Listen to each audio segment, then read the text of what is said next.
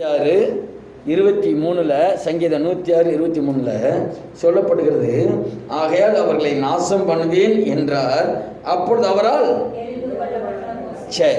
இப்ப தேசம் நாசமாயிட்டு இருக்கா? தேசம் நாசமாயிட்டு இருக்கா இல்லையா?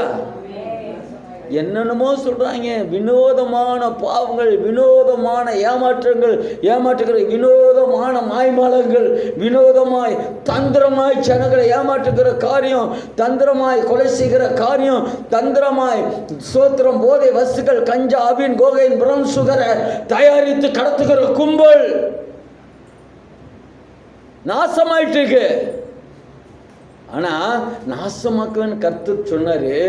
தெரிந்து கொள்ளப்பட்ட மோசே, நீங்க யாருன்னு ஒரு கேள்வி கர்த்தர் கேட்டா யாருங்க நீங்க? பாருங்க, சொல்ல முடியல பத்தியா?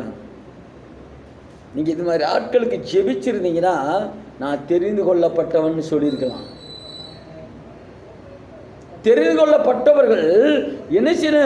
கர்த்தரே நாசமாக்குவேன் சொன்னதுக்கு திறப்பில் நின்று நாசமாக்காதபடி தடுத்த மோசே, அந்த மனுஷன் தெரிந்து கொள்ளப்பட்ட மனுஷன். நீங்களும் நானும் எப்படி இருக்கிறோம்? எப்படி இருக்கோங்க? தெரிந்து கொள்ளப்பட்டவர்களா? இனிமேலாவது ஜெபம் பண்ணுங்க. தயவு செய்து திறப்பில் நில்லுங்க. ஒரு மனுஷரை தேடினேன், நான் தான் ஆண்டவரே, நான் நிற்கிறேன். குடிகாரர்களுக்காக ஜெபிக்க நான் நிற்கிறேன். விபச்சாரக்காரர்களுக்காக நான் நிற்கிறேன்.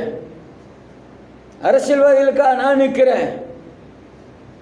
லஞ்சம் வாங்குறவர்களுக்காக நான் நிற்கிறேன் அப்படின்னு சொல்லி இவர் என்ன செய்யற? அழிந்து போகிறவர்களுக்காக தெரிந்து கொள்ளப்பட்ட மோசே அவர்களை அழிக்காதபடிக்கு அவருடைய உக்கிரத்தை ஆற்றும் பொருட்டு அவருக்கு முன்பாக திறப்பிலே நின்றான். தடுக்காதீங்க ஆண்டவரே. ஒரு மனுஷன் குழியில விழுகிறான்னு பார்த்துக்கிட்டு இருக்கீங்க, என்ன செய்வீங்க? ஒரு முறை பாருங்க, மேலே இருந்து இங்கே குடி இருக்கும் பொழுது மேலே இருந்து எப்பொழுது வாக்கிங் போகிறப்ப கார் சாவி எடுக்க மாட்டேன்.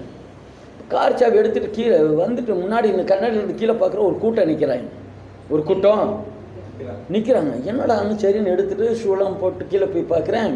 ஒரு நல்ல உயரமான மனுஷன், நல்ல குண்டாக இருக்கிறார். அவர் வந்து என்ன நடந்துச்சுன்னு கேட்குறேன். அவர் ஒரு சின்ன கல்லு தட்டி கீழே விழுந்து மூக்கில் ரத்தம், காதில் ரத்தம். நம்ம இங்கே இருக்கிறவங்களோட ஒரு சொந்தக்கார பையன், அவனும் இறந்துட்டான். அவனும் இன்னொருத்தன் தான் தண்ணி அடிக்கணும்னு தான் வந்தாங்க. யாரும் நெருங்கலை, ஆட்டோக்காரவங்க நிற்கலை, யாரும் நிற்கலை. பார்த்தா நேராக போய்